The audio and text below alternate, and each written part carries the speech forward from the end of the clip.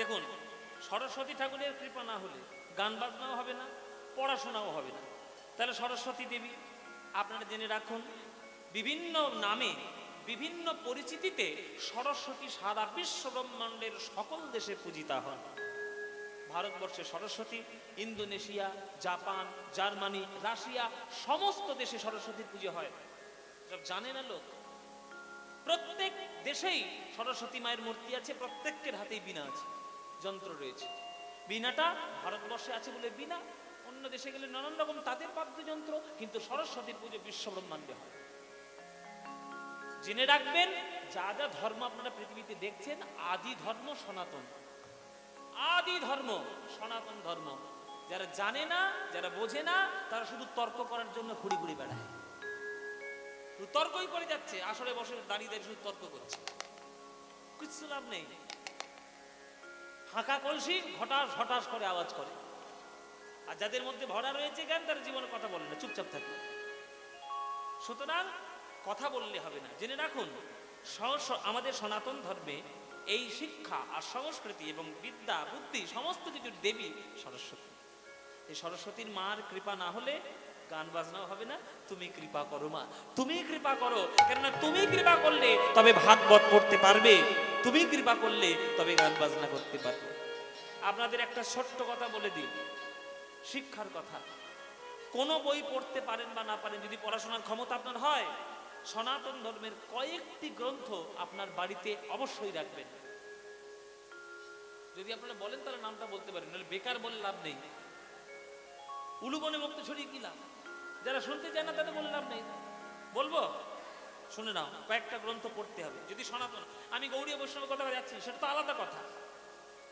1 নম্বর বই হচ্ছে গীতা, শ্রীমদ্ ভগবত গীতা।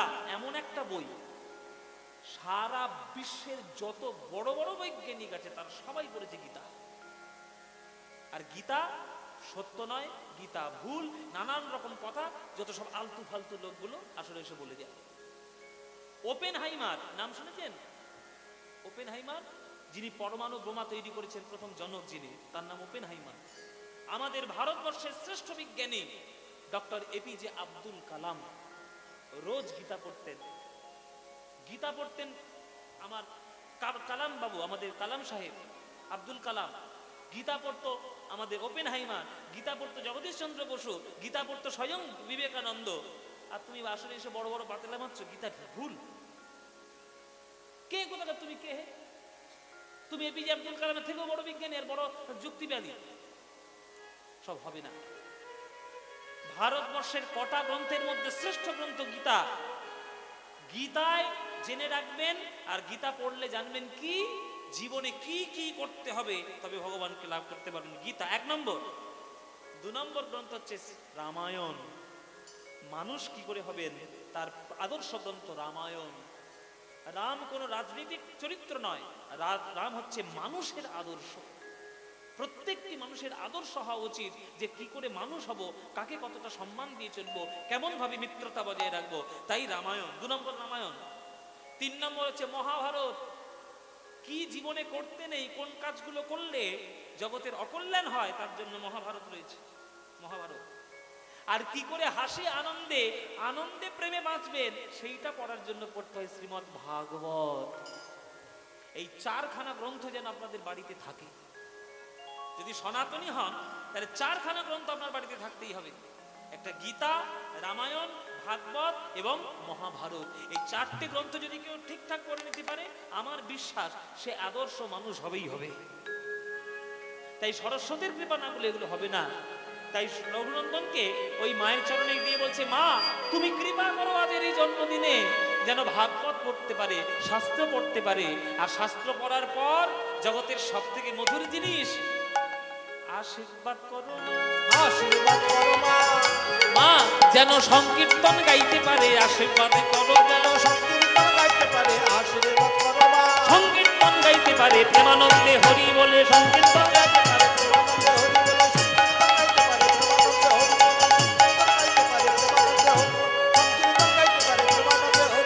দুই কানে শোনাইল মধুর হরিনাম, আজ হরিনাম শোনালো, মায়ার কথা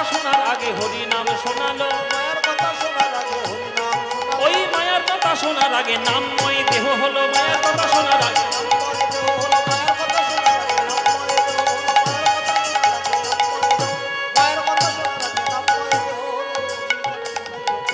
নামে দুই কানে শোনাইল মধুর হোক, দুই কানে শোনাইল।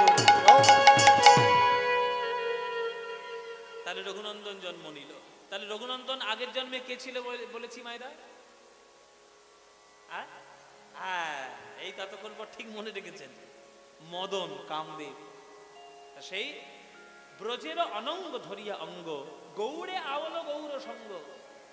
ব্রজের অনঙ্গ ধরিয়া অঙ্গ, ব্রজের অনঙ্গ ধরিয়া অঙ্গ, গৌড়ে আওল গৌর সঙ্গ, গৌড়ে আওল গৌর সঙ্গ। ভকতি ভূষণ ভকত বেশ, ভকতি ভূষণ আজ লীলায় মহিল সকল দেশ, লীলায় মহিল সকল দেশ, আজ লীলায় মহিল সকল দেশ, আজ ভকতি ভূষণ নূপুর পায়, আজ লীলায় মহিল সকল পায়।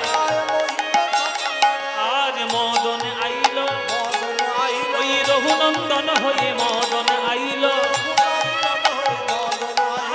রঘুনন্দন হয়ে প্রভুর কৃপায় ধন্য হয়ে প্রভুর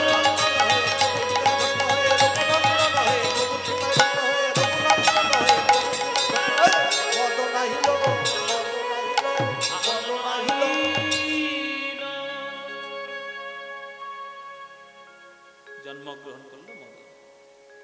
ধীরে ধীরে ধীরে ধীরে বাবার সাহচর্যে সুস্থ পরিবেশে বড় হয়ে উঠছে। 7 বছর বয়স হলো, 7 বছর বয়স হয়ে গেল মায়েরা। এখন একটা মুকুন্দের রোজ কাজ শ্রীমদ্ ভাগবত পাঠ করা ভোরবেলায় করে। ভোরবেলায় যদি ভাগবত পাঠ করে কোনো ভক্ত আসবে, শ্রোতা আসবে? একে যে ঠান্ডা যা পড়েছে বাবা, বুড়ো বুড়িগুলো এমনি ঠান্ডায় জব্দ হয়ে যাচ্ছে। হ্যাঁ, কোনোদিন কোনো শ্রোতা হয় না। আজকের ভোরের বেলায় শ্রীমদ্ ভাগবত পাঠ করছে, আর মুকুন্দ দেখছে সামনে মনে হয় যেন একটা শ্রোতা বসে আছে।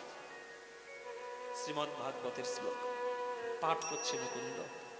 সবাই একটু হাত জোড় করে বসুন, সবাই করজোড়ে বসবেন। শ্রীমদ্ ভাগবতের শ্লোক আমরা একটু পাঠ করব।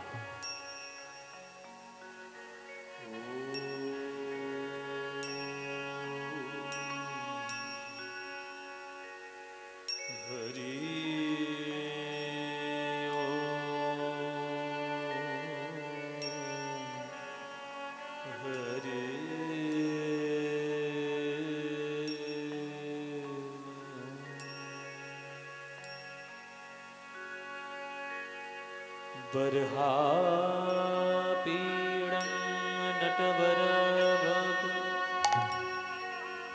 कर्णयो कर्णिकारं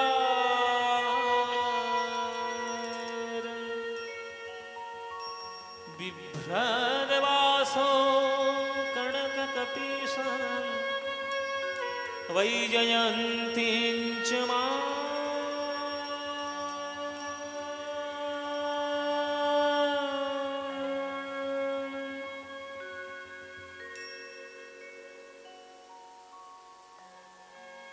রে। সামনে কে বসে আছিস রে? মুখটা দেখতে পাচ্ছি না, অন্ধকার। এই ছেলে, কে রে তুই? ভোরবেলা এসছিস? তোর নাম কি? বাবা, আমি তো রঘু। রঘু, তুই সকালবেলা এসছিস কেন? বাবা, কি সুন্দর গান গাইছো তুমি। এই গানটা শুনবো বলে তো আমি এলাম। তুই গান শুনবি বলেই ভোরবেলায় ঠান্ডার সময় মায়ের কোল ছেড়ে উঠে এসেছিস? গায়ে একটু চাদর দিয়ে দি, ঠান্ডা লেগে যাবে তো তোর গায়ে। বাবা হয়ে যাও, করার দরকার। ছেলেকে একটা চাদর জড়িয়ে দিল, নিজের গায়ের চাদরটা খুলে বস। শোন, ভালো লাগছে রঘু? খুব খুব ভালো লাগছে বাবা। তুমি আরেকটু গাও। रन्ध्राण वीणरधर सुधया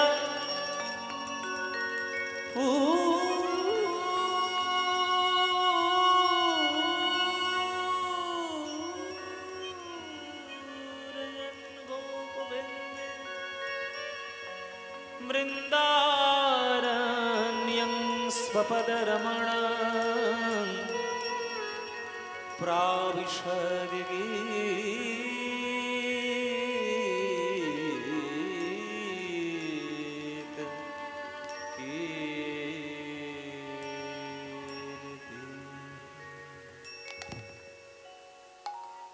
ভালো লেগেছে রঘু? খুব ভালো লেগেছে বাবা। কিন্তু মানেটা তো বুঝতে পারলাম না, কি বললে তুমি? আর তুই এক্ষুনি বুঝবি? পড়াশোনা কর, বড় হ, সংস্কৃত পড়, তবেই তো বুঝবি। শোন বাবা, ছোট্ট করে তোকে একটা কথা বলি। তোর মতো একটা ছেলে ছিল যার নাম প্রহল্লাদ। তোর মতো ছেলে ছিল যার নাম প্রহল্লাদ। সে ভগবান ছাড়া কিছু জানতো না, আর তার বাবা ভগবান মানতো না। হিরণ্যকশিপু বলল, তোর ভগবান কোথায় থাকে প্রহ্লাদ? প্রহ্লাদ বলে, আমার ভগবান তো সব জায়গায়। বলে, স্ফটিক স্তম্ভের মধ্যে আছে নাকি? বলে, হ্যাঁ আছে। দেখা তোর ভগবান কেমন। লোহার গদা নিয়ে ঘোরাতে ঘোরাতে হিরণ্যকশিপু আঘাত করলো এই স্ফটিক স্তম্ভে। ভগবানের মান রক্ষার জন্য ভগবান নরসিংহ রূপ ধারণ করলেন। মুখটা তার সিংহের মতো, দেহটা তার মানুষের মতো, হাতে বড় বড় নখ, পুরো দেশে ফেলে বক্ষ বিদীর্ণ করে প্রহ্লাদকে দিলেন ভক্তির রাজত্ব। তুই যদি প্রহ্লাদের মতো ভগবানকে ডাকতে পারিস, তুইও ভগবানকে পাবি। তাই তাই বাবা। আচ্ছা ঠিক আছে, তাহলে আমি রোজ সকালবেলায় উঠে আমি ওই গোপীনাথকে ডাকবো। হ্যাঁ নিশ্চয়ই ডাকবো, কেন ডাকবি না? যা যা, তোর মার কাছে যা। সকাল হয়ে গেছে, রঘুনন্দন চলে গেল মায়ের কাছে। পুজো শুরু করেছে আমার এই মুকুন্দ কবিরাজ। পুজো করছে যে, প্রভু তুমি করুণা করো, তোমাকে পুজো করতে বসেছি। হ্যাঁ, পুজো করছে আর গান গাইছে। পায়োজি मैंने, पायोजी मैंने राम रतन धन पायो। पायोजी मैंने राम रतन धन पायो। पायोजी मैंने राम रतन धन पायो। पायोजी मैंने রাম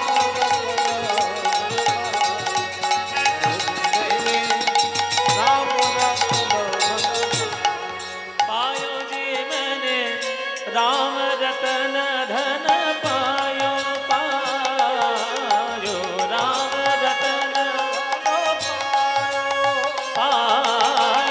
राम रतन धन पायो। पायो राम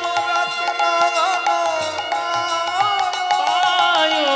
राम रतन धन पायो। राम रतन धन पायो। पायो जी मैंने राम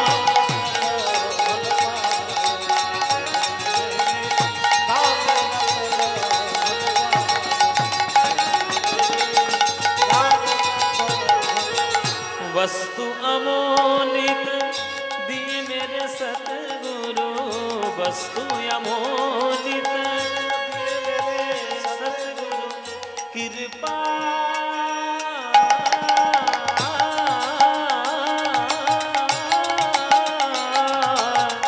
कृपा कर अपनायो। पायो जी मैंने कृपा कर अपनायो। पायो जी मैंने राम रतन धन पायो। पायो जी मैंने राम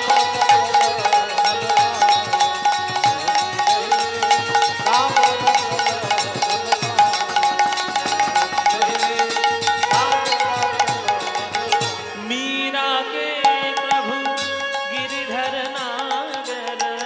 मीरा के मीरा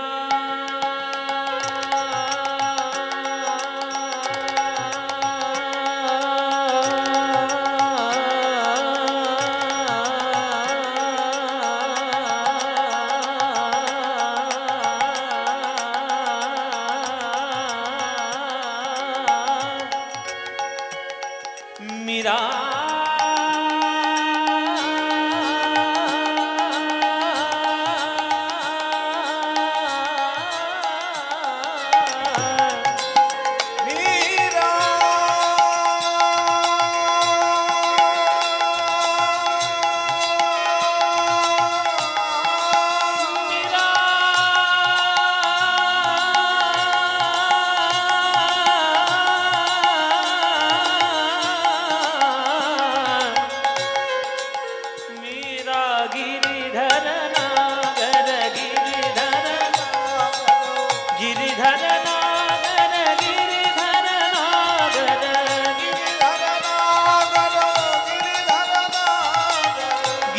গিরিধর নাগর গিরিধর নাগর গিরিধর নাগর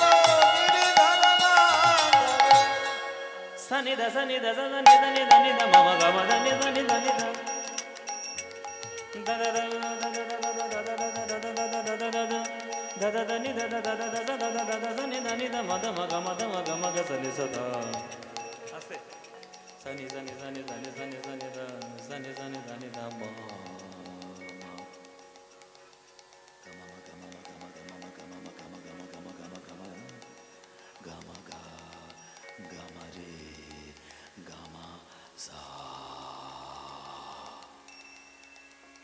এতটাও নিচে নামতে হবে গলা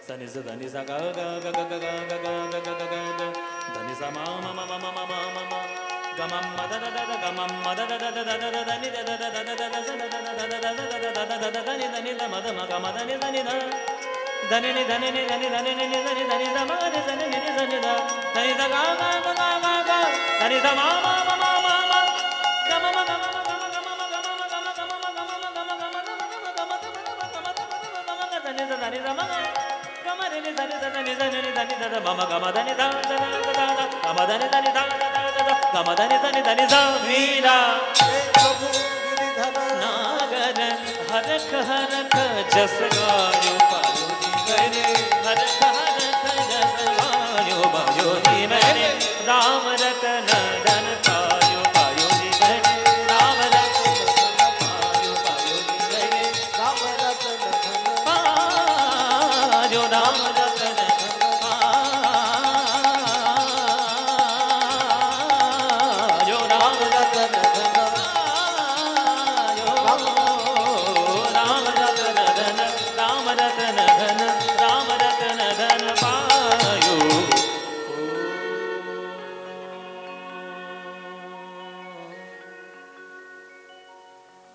বাবা ঠাকুর বাবা ঠাকুর বাবা কে কে কে রে কে বাবা ঠাকুর বাবা ঠাকুর আমি ওই পাড়ার ছেলে ওই পাশের পাড়া আপনি শীঘ্রই চলুন বাবা ঠাকুর বড্ড বিপদ হয়েছে বাবা ঠাকুর কি হয়েছে কি হয়েছে আস্তে আস্তে ধীরে ধীরে বল বাবা ঠাকুর কাল রাত্রির থেকে আমার বাবার খুব যন্ত্রণা হচ্ছে পেটে কি হচ্ছে আমি কিছুই বুঝতে পারছি না একবার বলছে বুকে একবার বলছে পেটে যদি আমার বাবার কিছু হয়ে যায় আপনি তাড়াতাড়ি চলুন বাবা ঠাকুর ওরে দাঁড়া দাঁড়া দাঁড়া এত অস্থির হলে হবে কি করে আমি তো সবে গোপীনাথের পুজো দিতে বসেছি পুজোটা হয়ে যাক তারপরে আমি যাচ্ছি পুজো শেষ করে তাহলে তো অনেক দেরি হয়ে যাবে বাবা ঠাকুর আমার বাবা যদি আর না থাকে যদি মরে যায়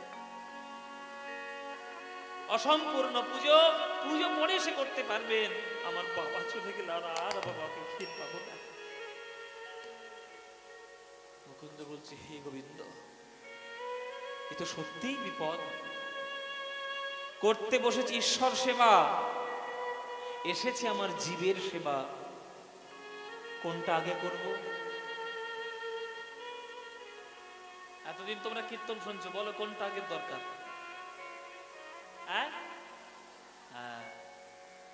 বিবেকানন্দ কি বলেছেন জীবে প্রেম করে যেই জন সেই জন সেবিছে একটা বাছুরকে যদি আপনি টেনে নিয়ে যান গরুকে বলতে হবে না গরু তার পিছনে আপনা আপনিই যাবে জীব সেবা যদি সঠিকভাবে করতে পারো ভগবানও তার পিছনে সেবার জন্য প্রস্তুত থাকবে তাই আগে আমার জীব সেবা করতে হবে কিন্তু করব কি করে পুজো ছেড়ে যদি চলে যাই অর্ধেক পুজো করেছি মনটা আমার পুজোর দিকেই পড়ে থাকবে মন দিয়ে চিকিৎসা করতে পারবো না কি করি আমি একটা ঠাকুর মশাইও রাখি না যে আমার অবর্তমানে একটু পুজো করে দেবে কি করি রঘুকে আজকের ডেকে পুজোটা করায় রঘু রঘু প্রকট শ্রীখণ্ডবাস ভক্তের নাম শ্রী মুকুন্দ দাস প্রকট শ্রীখণ্ডবাস नाम श्री मुकुंद এই ঘর গোপীনাথ সেবা জানি গেলা কোন কার জান্তরে আজ গোপীনাথের সেবার তরে শ্রী রঘুনন্দনের ডাকিয়ানি শ্রী রঘুনন্দনের ডাক। বাবা তুমি আমায় ডেকেছো? হ্যাঁ ডেকেছি বাবা, আমি পুজো করতে বসেছি, সেবা এসেছে, আজকের মতো পুজোটা তুই করে দে। কি আমি পুজো করব? আমি কি করে পুজো করব? আমি তো মন্ত্র জানি না। মন্ত্র না বললে পুজো হয় নাকি? কি জানিস না বললি? মন্ত্র। আবার বল মন্ত্র,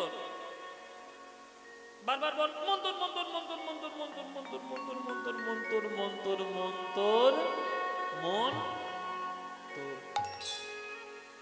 তোর মন যদি শুদ্ধ থাকে, শুদ্ধ মন্ত্র না বললেও হবে।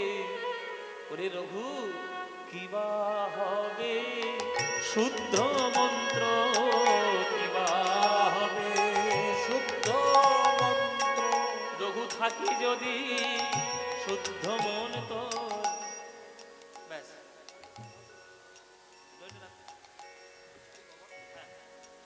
আমি যাই ওর সুরটাকে ঠিক রেখে গাই। মন্ত্র তন্ত্র কিছুই জানি রে, আমি মন্ত্র তন্ত্র কিছুই জানি রে। আমি জানি কেবল তোরে মা, আমি জানি কেবল তোরে মা। বিপদ তারি জগত জননী, বিপদ তারি জগত জননী, জানি কেবল তোরে মা।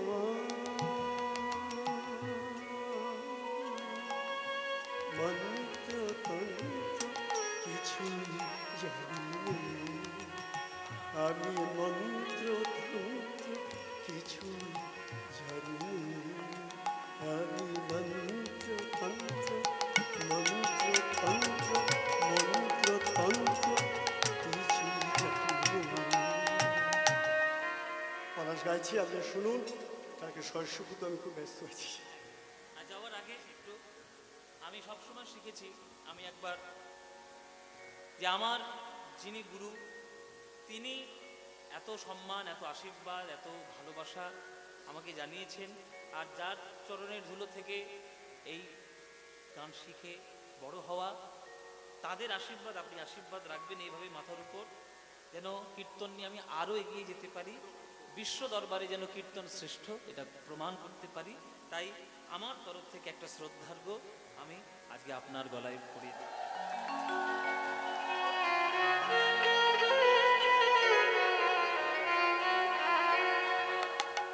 আমি মন্ত্র তন্ত্র কিছুই জানি নে, জানি কেবল তোরে মা, আমি জানি কেবল তোরে মা। বিপদ তারিণী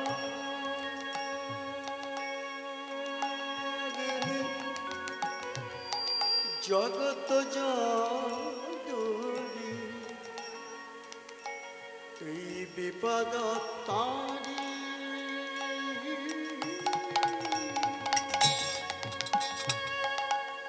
সারা পশ্চিমবঙ্গে যত খোলবাদক আছে, এই যে ডান দিকে বাজাচ্ছে, তার মধ্যে একজন খুব প্রিয়, গৌরর নাম।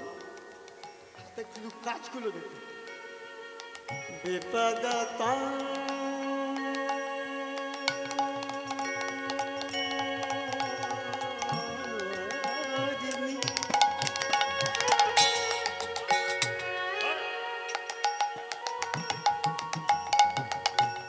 জগত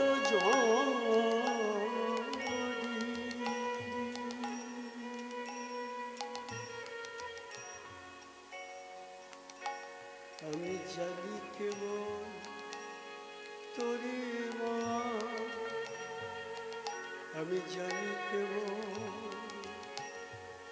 আমি জানি কেবল, আমি জানি কেবল তোরে মা, আমি মন্ত্র তন্ত্র কিছুই জানি না।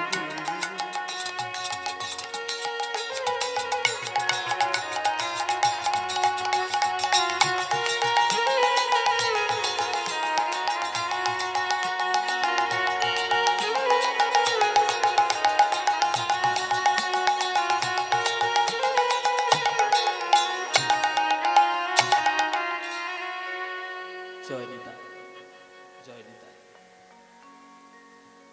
তাহলে আমি পুজো করবো? বলে হ্যাঁ। আবার আমি কালকের থেকে পুজো করবো, তুই আজকের পুজোটা করবি। ঠিক আছে বলে চলে গেল মুকুন্দ। আর রঘুনন্দন মার কাছে গিয়েছে।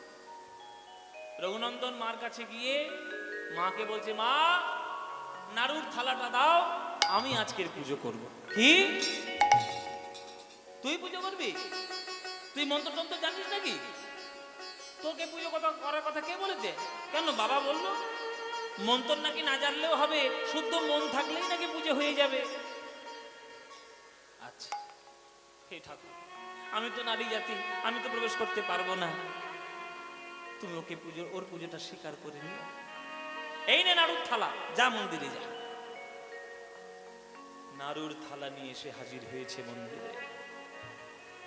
পিতার আদেশ পাইয়া পূজার সামগ্রী লইয়া, পিতার আদেশ পাইয়া পূজার সামগ্রী লইয়া আজ গোপীনাথের সম্মুখে ধরিলাম, গোপীনাথের সম্মুখে ধরিলাম, গোপীনাথের সম্মুখে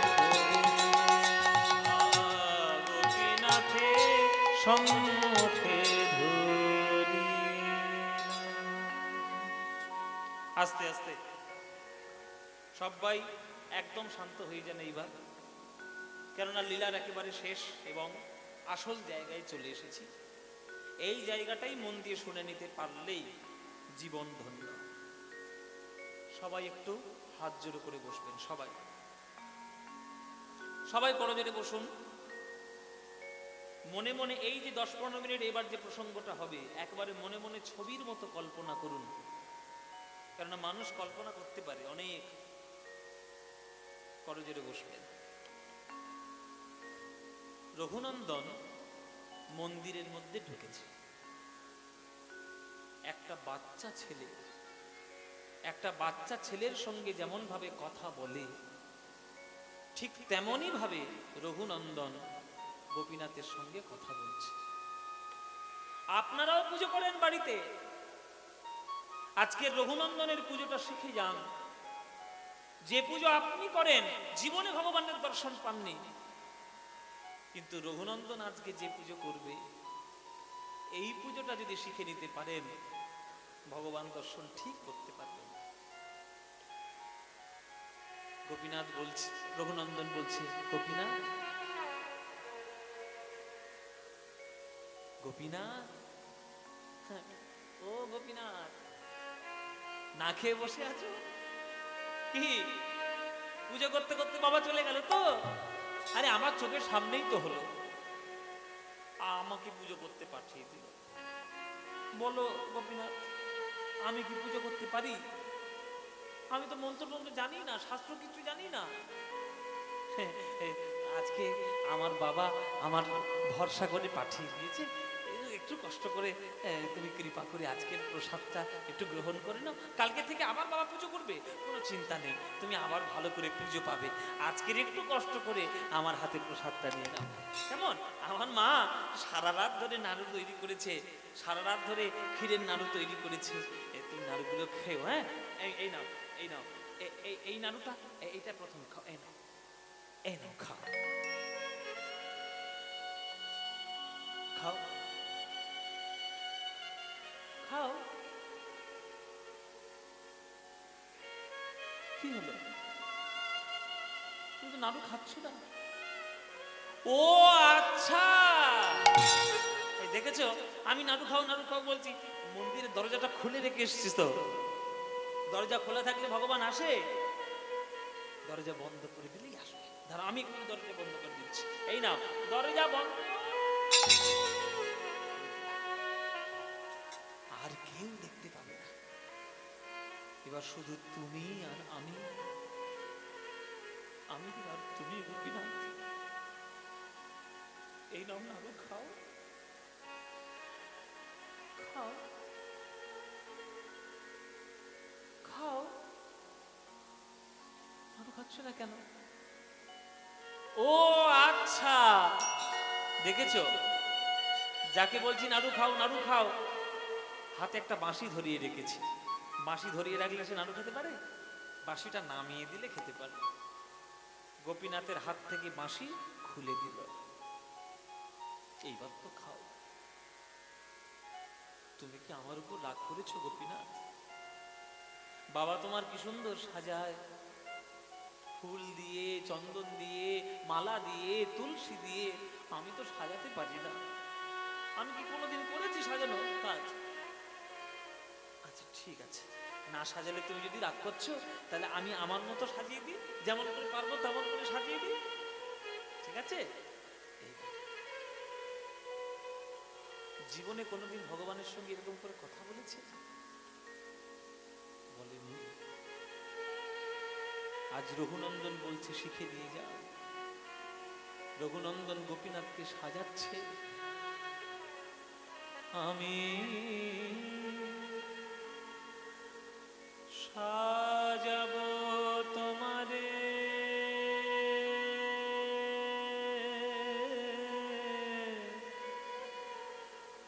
মোহন সাজিতে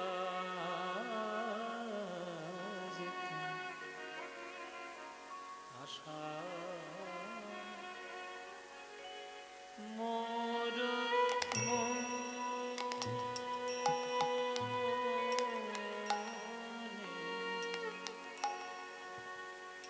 আমি সাজাবো তোমারে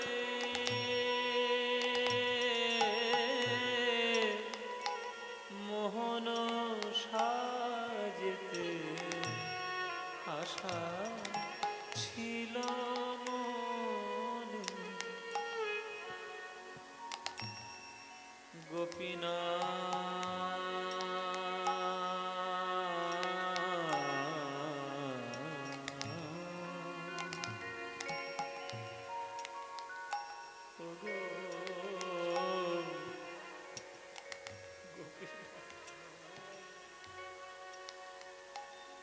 আমি সাজাবো, আমি সাজাবো, সাজাবো তোমারে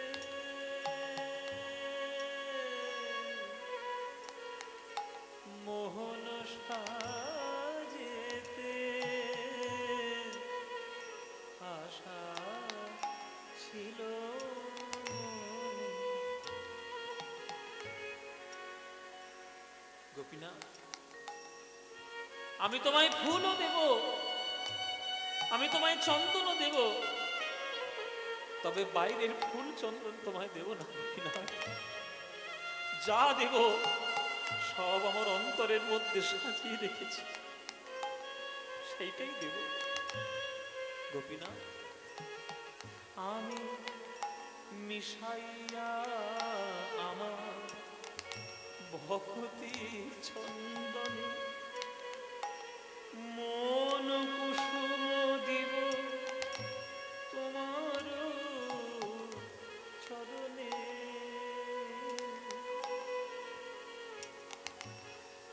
আমি নয়নের জলে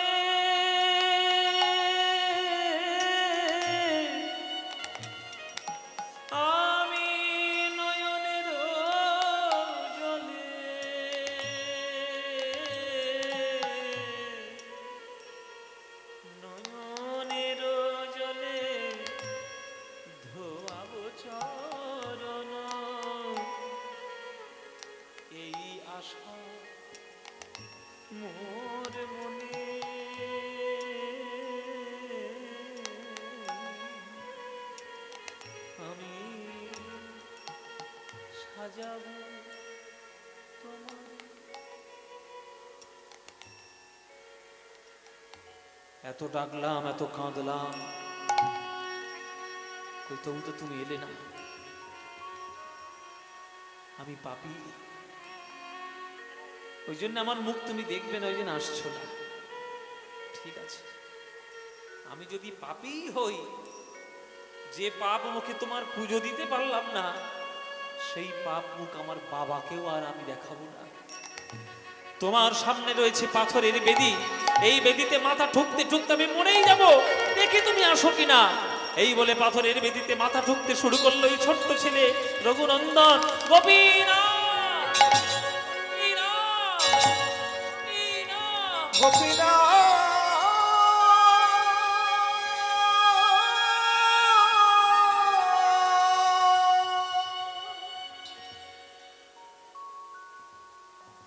রক্তে রক্তে মন্দির প্রাঙ্গণ ভেসে যাচ্ছে। গোপীনাথ মনে মনে ভাবছে, আমি যদি না যাই, ওই ছোট্ট ছেলে রঘুনন্দন মাথা ঠুকতে ঠুকতে মরেই যাবে। ভগবানের সামনে যদি একটা শিশু বুক ভরা ভালোবাসা নিয়ে যদি মরে যায়, তাহলে তো কেউ আমায় কোনোদিন করুণার সিন্ধু দীনবন্ধু কৃষ্ণ বলবে না। আমি যাব, দরকার হলে একটা নাড়ু খেয়ে চলে আসবো, কিন্তু আমি যাব। এই ছোট্ট গোপীনাথের মূর্তির ভিতর থেকে ধীরে ধীরে একটা হাত অগ্রসর হয়ে এলো, একটা হাত বেরিয়ে এলো। ধীরে ধীরে গোপীনাথের মুখ থেকে কথা বেরোচ্ছে, রঘুনন্দন নাড়ুদে, রঘুনন্দন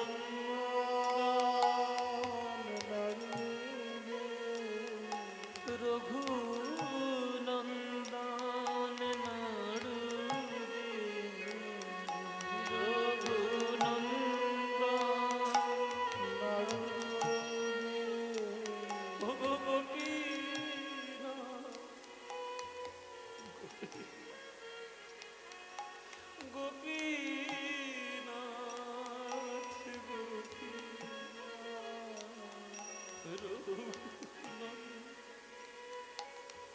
গোপীনাথ, তুমি এসেছো গোপীনাথ। আমার বাবা তোমার বড় ভক্ত, আমি তোমার ছোট্ট ভক্ত, ওই জন্য তুমি দেরি করছো। আমার আপত্তি কিছু নেই, এই না, আমার মা সারা রাত ধরে তোমার জন্য নাড়ু তৈরি করেছে, খাও। গোপীনাথ নাড়ু খাও,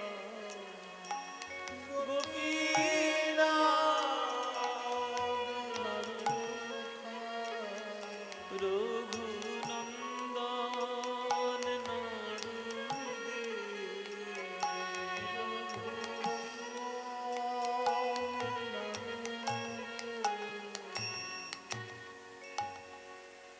ওগো গোপীনাথ, কোনদিন তো তুমি কারোর কাছে এত নাড়ু খাও না।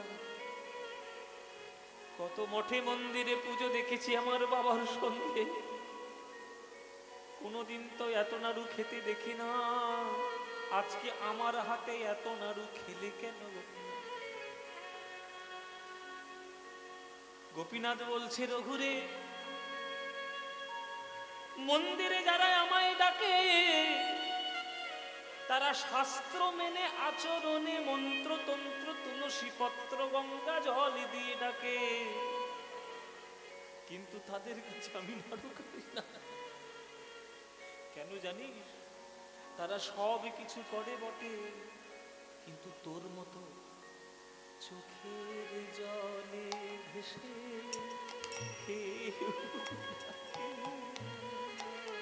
চোখের জলে তাই গৌর হরি বল, আহা গোবিন্দ সেবা করো বলে চোখের জলে ভেসে কেউ ডাকে না। গোবিন্দ সেবা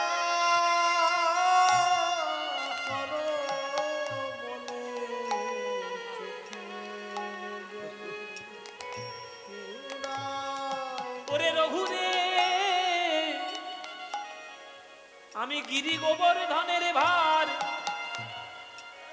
সইতে পারি,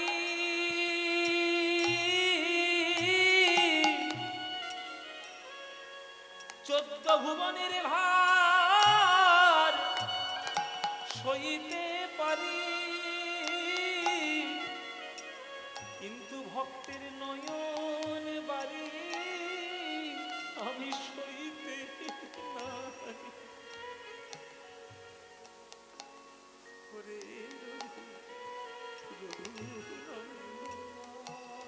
নাড়ু দে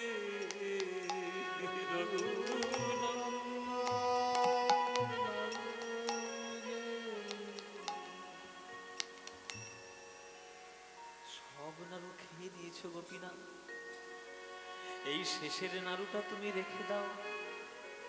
আমার বাবা প্রসাদে না পেলে তো অন্ন গ্রহণ করবে না, এই নাড়ুটা তুমি অবশিষ্ট রাখো। গোপীনাথ বলছে রঘুরে, সর্বস্ব না দিলে আমি কৃপা করব কেমন করে? এতগুলো নাড়ু আমার চোখের জলে ভেসে খাওয়ালি, ওই নাড়ুটাও বাদ রাখবো না, ওটাও আমায় দে, ওটা আমার হাতে দে। পরে সবগুলো নাড়ু যখন বদনে দিলাম, হাতে কেন দিল?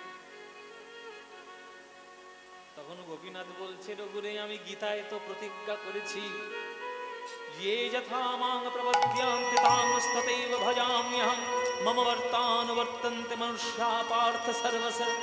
যে আমায় যেমন ভাবে ভালোবাসে আমি তাকে তেমন ভাবে ভালোবাসি। এতগুলো নাড়ু তুই আমায় খাওয়ালি, একটা নাড়ু যদি আমি তোকে না খাওয়াই আমি যে প্রতিজ্ঞার থেকে ভঙ্গ হয়ে যাব। তাই রঘু রঘুনন্দন মুখ খোল, নিতাই গৌর হরি বল। রঘুনন্দন নাড়ু খা,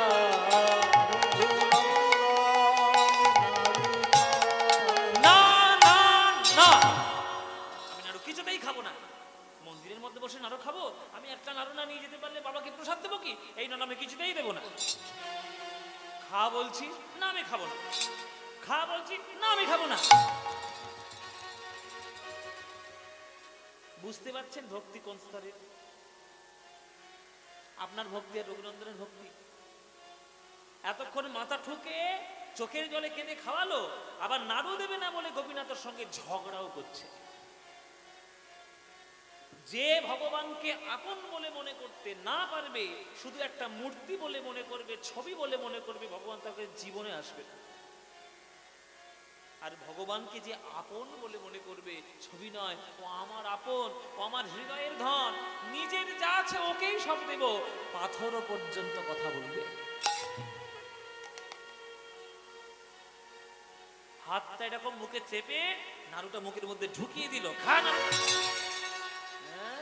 রঘুনন্দন নাড়ু খা, রঘুনন্দন রঘুনন্দন নাড়ু খা, গোপীনাথ গোপীনাথ। যা তোর পুজো হয়ে গেছে, মন্দিরের বাইরে যা, চলে যা। মন্দিরের বাইরে চলে আসছে। অনুক্তা দেবী বলছে যে আমার ছেলেটা মন্দিরের মধ্যে ঢুকলো তো ঢুকলোই, গেল কোথায় রে বাবা? এ রঘু, দেখি তোর তো থালা খালি কেন? বলে গোপীনাথ তো সব নাড়ু খেয়ে নিয়েছে। চুপ কর। তাই বলি মন্দিরের মধ্যে এতক্ষণ কি করে? যখন দেখছে গোপীনাথ আর আসছে না, নিজেই সবগুলো টপ টপ করে নাড়ু খেয়ে আর বলছে গোপীনাথ চালাকি পেয়েছিস? তখন বলছি, মা তুমি বিশ্বাস করো আমি নাড়ু খাইনি। খোল মুখ, মুখ খোল। ও মায়েরা, মুখ খুলেছে। আর গোপীনাথ যে নাড়ুটা শেষে খাইয়ে দিয়েছে ওইটাই দাঁতের ফাঁকে লেগে আছে। এই তো তোর মুখের মধ্যে নাড়ু।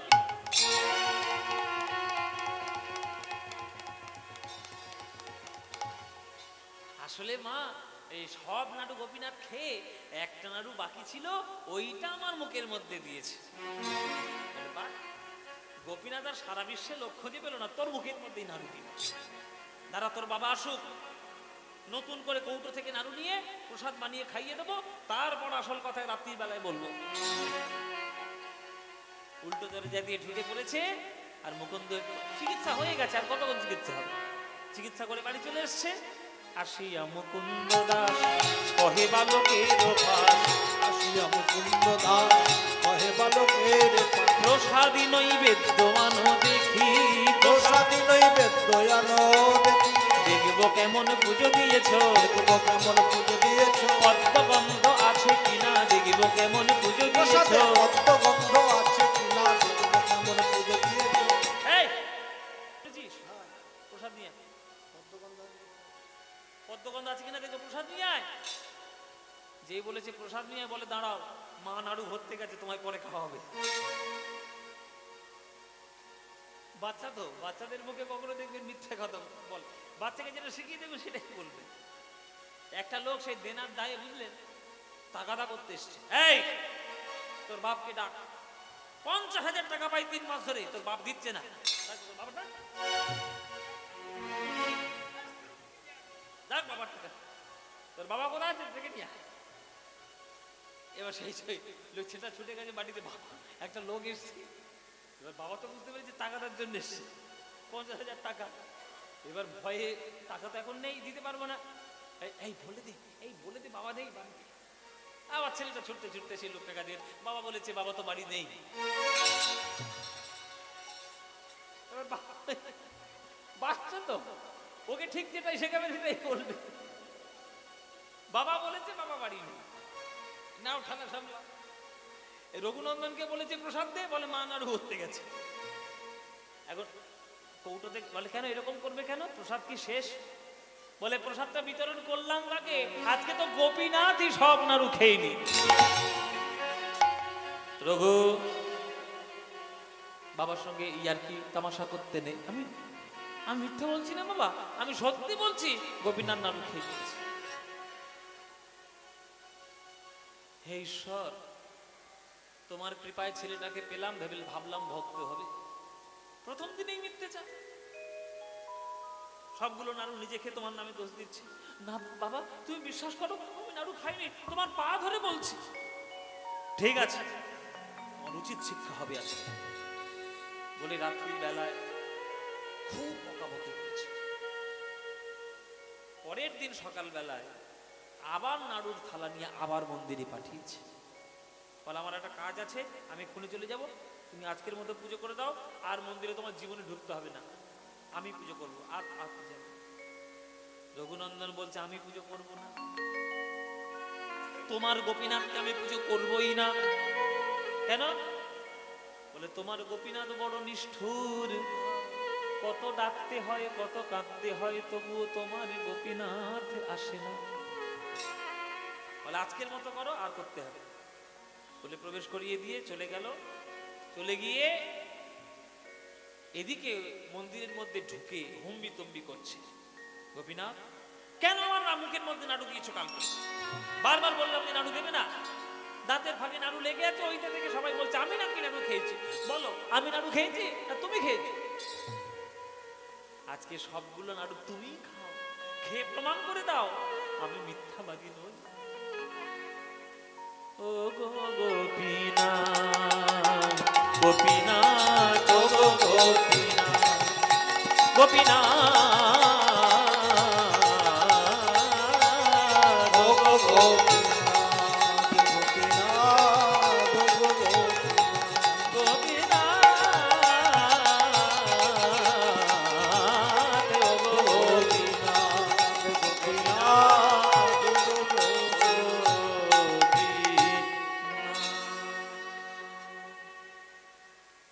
আজকেও তুমি এলে না গোপীনাথ। সবার সামনে আমি থাকবো মিথ্যাবাদী, আর তুমি থাকবে সোনার গোপীনাথ। এ হবে না। আমি আবার মাথায় ঢুকবো এই পাথরের মধ্যে, আবার মাথা ঢুকতে শুরু করলো গোপীনাথ, গোপীনাথ, গোপীনাথ, গোপীনাথ।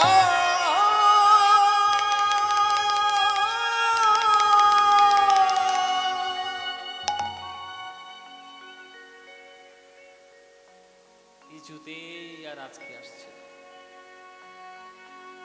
করে আসবে মায়েরা। দরজার আড়ালে তো মুকুন্দ কবিরাজ দাঁড়িয়ে রয়েছে। মুকুন্দ কবিরাজ দাঁড়িয়ে সারা রাত ধরে মুকুন্দ চিন্তা করেছে, যে গোপীনাথের হাতে আমি রোজ পুজো দিয়ে যাই, আমার কাছে নাড়ু না খেয়ে সে আমার ছেলের কাছে নাড়ু খাবে, কি করে সম্ভব? আর যে আমার ছেলে ছোটবেলা থেকে ভাগবত পাঠ শোনে, সে আমার পায়ে ধরে মিথ্যা কথা বলবে, এটা কি করে সম্ভব? তাহলে কোন অসম্ভবটা সম্ভব হয়েছে আজকে আমায় প্রমাণ করতে হবে। আর তার জন্যে যদি আমার ছেলেটা মরেও যায় তাও যা, সত্য প্রমাণের জন্য জগতের অনেক বলিদান গেছে, আমার ছেলেরও যদি বলিদান হয় তাও সুখের। দেখব কার কোনটা, কোন অসম্ভবটা সম্ভব হয়েছে। যখন রঘুনন্দন দেখলো গোপীনাথ আর আসছে না, মন্দিরের উড়ানি খুলে নিয়ে এসে গলার মধ্যে পেঁচিয়ে দিয়েছে। বলে আজকের গলায় দড়ি দিয়ে মরবো তোমার সামনে, মাথাটুকু তো মানছি না, দমটা বন্ধ হয়ে গেলে তাড়াতাড়ি মরবো। এই বলে দড়িটা, ওই উড়ানিটা গলার মধ্যে ফাঁস দিয়ে যখন ওই জোরে করে ঝুলিয়ে দিয়ে যখন মরতে গেছে, আর কি ভগবান থাকতে পারে? বলে ভক্তের প্রেমের টানে তো বাধা পড়েছি অনেক, ছোট্ট ছেলের প্রাণ নিয়ে কলঙ্কের ভাগী হব? পিছন থেকে হাত টেনে ধরেছে।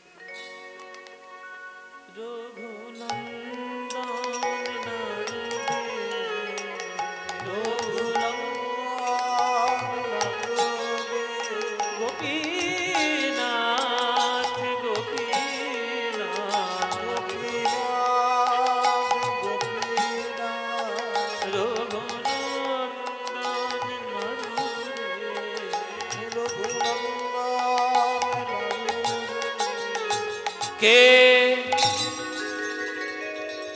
কে মন্দিরের মধ্যে বলল নাড়ু দে? তবে কি সত্যি গোপীনাথ এসছে? আর আমি দেখতে পারবো না? আমি দেখব, আমি দেখব। জোর করে দরজা খুলে দিয়েছে। তখন গোপীনাথ একটা নাড়ু খেতে বসেছে, অর্ধেকটা খেয়েছে, অর্ধেকটা হাতের মধ্যে আছে, এইবার মুখে তুলবে, ঠিক তখনই দরজাটা খুলে গেছে। আর কি ভগবান থাকবে? সঙ্গে সঙ্গে অদৃশ্য, সঙ্গে সঙ্গে ওই ক্ষীরের নাড়ু গোপীনাথের হাতের মধ্যে ধাতুর নাড়ুতে সাদা দাগ হয়ে রূপান্তরিত হয়ে গেল। একই রে রঘু, যে গোপীনাথকে আমি বাঁশি দিয়ে সাজিয়ে যাই, সেই গোপীনাথ তার হাতের মধ্যে অর্ধেক নাড়ু এলো কি করে? বলে আমি তো দেখছি নাড়ু খাচ্ছে বাবা, তুমি দেখছো ধাতুর নাড়ু, আমি দেখতে পাচ্ছি না কেন? গোপীনাথ, বাবা তোমায় রোজ পুজো করে, আজ দেখতে পাচ্ছি না কেন? রঘুনন্দন, তোমার যে প্রেম নয়নের বিকাশ ঘটেছে, তোমার বাবার এখনো সেই নয়নের বিকাশ ঘটেছে। তুমি একদিনের প্রেমেতে আমায় যা পেয়েছো, তোমার বাবা সারা জীবন পুজো করলেও পেত না। তুমি কি চাও যে তোমার বাবা আমায় দেখুক? হ্যাঁ গোপীনাথ, একটু দেখা দাও বাবাকে। ঠিক আছে, তুমি তোমার বাবার অঙ্গ স্পর্শ করো। বাবা তুমি দেখবে আমার গোপীনাথ কি করে নাড়ু খাচ্ছে, দেখবে।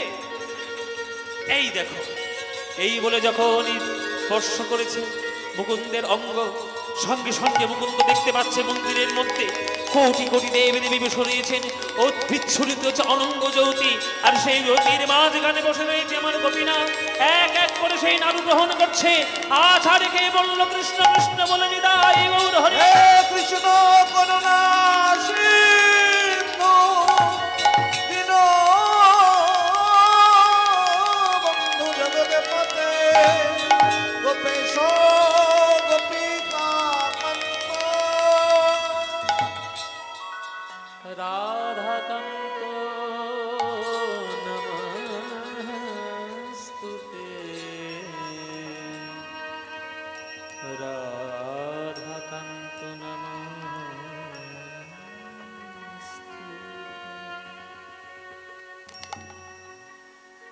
অজ্ঞান হয়ে পড়ে গেল মাটিতে।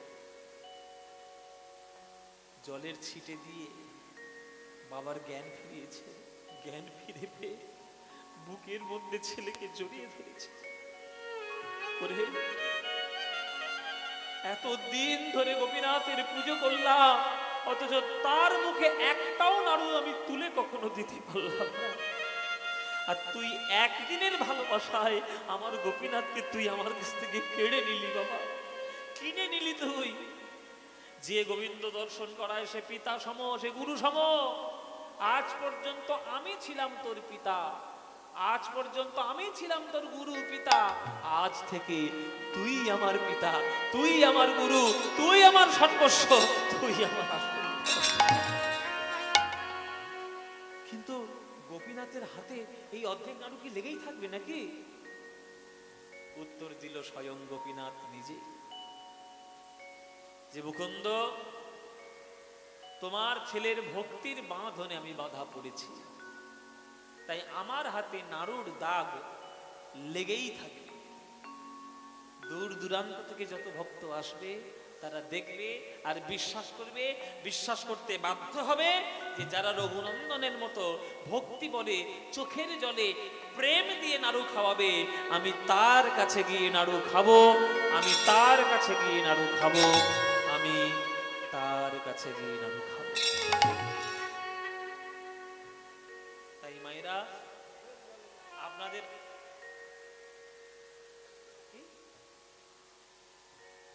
আপনাদের হয়তো মনে হতে পারে যে এটা আমি মনোরঞ্জন করার জন্য আপনাদেরকে একটা গল্প বানিয়ে বানিয়ে পালা করে করে দিই, অনেকের মনে হবে, কিন্তু নয়, সত্য ঘটনা। যদি দেখার ইচ্ছা থাকে, প্রমাণ আছে, আমি বলে দেবো, আপনারা ঠিকানা লিখে নিন। এখনো পর্যন্ত আছে সেই গোপীনাথ, আমি নিজে দেখে এসেছি। বর্ধমান যাবেন, বর্ধমান স্টেশন, হাওড়া থেকে ট্রেন ধরবেন, বর্ধমান স্টেশন নামবেন, বর্ধমান স্টেশন থেকে কাটোয়া লোকাল ধরবেন, কাটোয়া লোকাল একটা ট্রেন পাওয়া যায়, কাটোয়া লোকালে উঠে শ্রীখণ্ডে নামবেন, শ্রীখণ্ডে নেমে বলবেন নরহরির পাট বাড়ি যাব। ওই যে কাকার নাম ছিল নরহরি, ওই নরহরির পাট বাড়ি যাব। সেই নরহরির পাট বাড়িতে এখনো পর্যন্ত সেই গোপীনাথ রাখা আছে, আপনারা দেখে আসবেন। হাতের মধ্যে এখনো পর্যন্ত সেই নাড়ুর দাগ লেগে আছে। অদ্যপি শ্রীখণ্ডপুরে অর্ধনাড়ু আছে করে, অদ্যপি শ্রীখণ্ডপুরে অর্ধনাড়ু আছে করে, দেখে যত ভাগ্যবান জনে গো, দেখে যত ভাগ্যবান গণে গো, দেখে যত ভাগ্যবান জনে গো, দেখে যত ভাগ্যবান গণে। ব্রজের মদন যেই শ্রী রঘুনন্দন, সেই ব্রজের মদন যেই শ্রীরঙ্গন সেই, ব্রজের মদন যেই শ্রী রঘুনন্দন, সেই ব্রজের মদন যেই শ্রীরঙ্গন সেই, এ দাস যদুনন্দনে ঘনে গো, এ দাস ধনে গো। সবাই মিলে জয় দাও, শ্রী রঘুনন্দনের নামে সবাই মিলে জয় দাও। নামে সবাই মিলে জয় দাও। ওই রঘুনন্দনের নামে জয় দিলে জয়ী হবে রঘুনন্দন।